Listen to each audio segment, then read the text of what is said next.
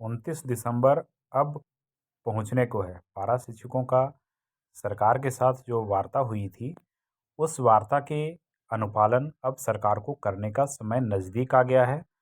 पर सरकार के शिथिल रवैया देखने को मिल रही है।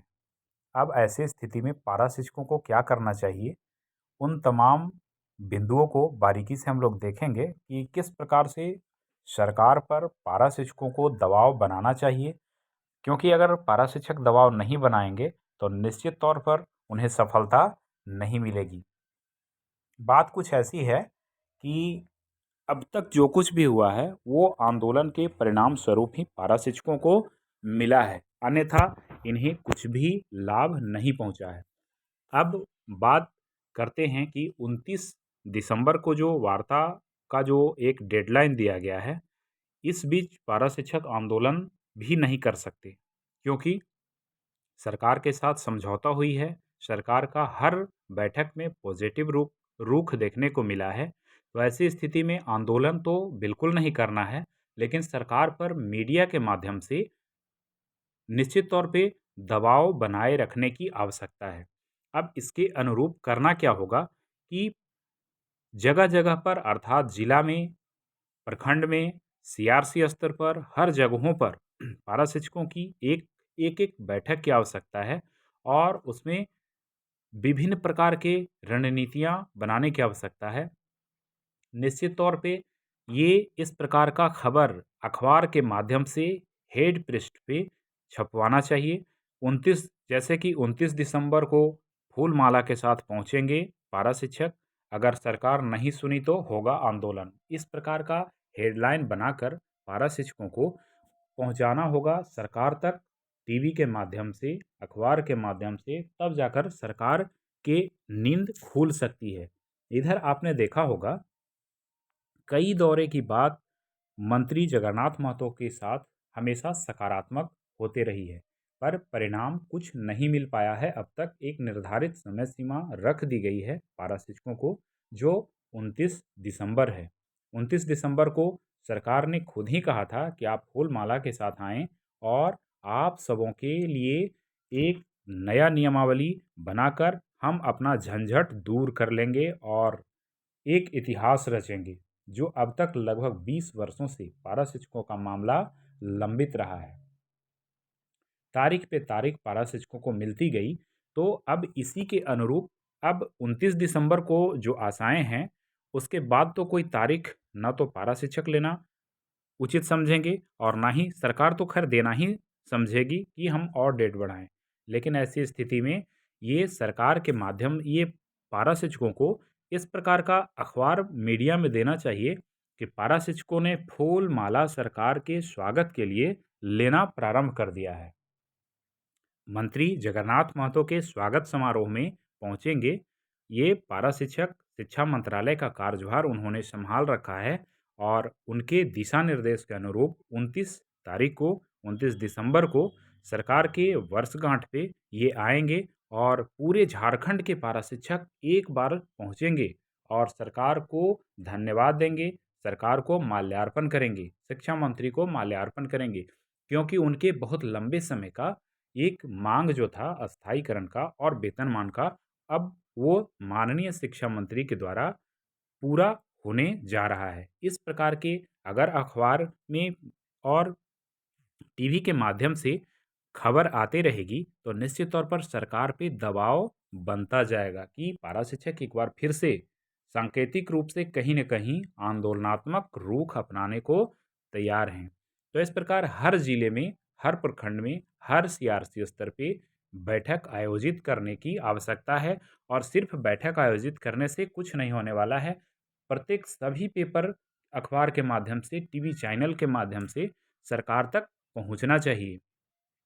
अभी आंदोलन नहीं करना है, सिर्फ और सिर्फ धरना भी नहीं देना है, मात्र बैठक करके बैठक का उद्देश्य ये हो, उद्देश्य तो हो सरकार पे दबाव बनाना, लेकिन अखबार में क्या आए कि हम सभी पारा शिक्षक 29 दिसंबर को रांची पहुंचेंगे और सरकार को माल्यार्पण करेंगे, सरकार का सम्मान करेंगे। सरकार ने लंबे समय से प्रतीक्षारत हम लोगों के मांग को पूरा करने के लिए संकल्पित हुई है, इसलिए हम लोग अपने रणनीति बना रहे हैं किस तरीके से स्वागत सरकार का किया जाए। इस प्रकार से सभी पारा शिक्षक शिक्षिकाओं को निश्चित तौर पे एक एक दिन जिला में, उसके बाद बीआरसी स्तर पे, उसके बाद सीआरसी स्तर पे और पुनः एक सप्ताह बाद इस प्रकार का बैठक आयोजित करने की आवश्यकता है।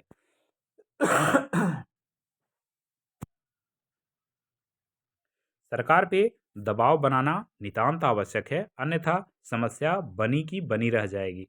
सरकार बहुत शिथिल है। सरकार के अंदरूनी रवैये क्या चल रहे हैं, जिसके कोई भी सुराग मुश्किल है मिल पाना। शिक्षा पारा शिक्षकों की जो मांगे हैं 29 दिसंबर को वेतनमान पाने के लिए अब उन्हें यही रणनीति अपनानी होगी। समय अभी बचा हुआ है। सरकार पे दबाव बनाने का एकमात्र यही विकल्प रह गया है।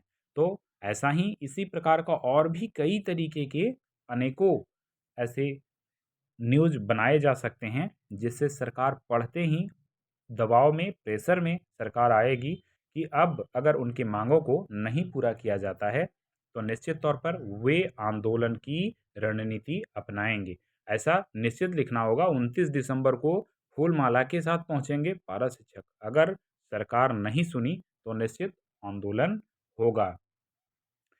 और भी कई तरीके की बातें हो सकती है कि सरकार मजबूर करेगी तो निश्चित आंदोलन होगा, अन्यथा हम सरकार का स्वागत करने के लिए पहुंचेंगे। पारा शिक्षक लंबे समय से सरकार के साथ वार्ता हुई, वार्ता हमेशा सकारात्मक हुई, पर नतीजे अब तक कुछ नहीं आ पाई। ये तो शुक्र मनाइए कि पंचायत चुनाव भी टलते जा रहा है। पारा शिक्षकों के हित में एक बहुत बड़ा काम हो रहा है। अगर पंचायत चुनाव होने को होता तो निश्चित तौर पे उसकी अधिसूचना जारी हो जाती और परेशानियां बढ़। तो पंचायत चुनाव कहीं न कहीं टल जा रहा है, वो एक प्रकार से पारा शिक्षकों के लिए बहुत ही सौभाग्य की बात होगी। अगर जैसे ही इनकी मांग पूरा हो जाता है और पंचायत चुनाव करवाया जाता है तो शहर से पारा शिक्षक भी अपने ड्यूटी पर तैनात होंगे और अपना कर्तव्य का ऐसे भी निर्वहन कर रहे हैं जो और भी जोश व खरोश के साथ अपनी ड्यूटी का निर्वहन करेंगे। अभी इस प्रकार के सांकेतिक बैठक करने की आवश्यकता है ताकि सरकार पे दबाव बनते रहे।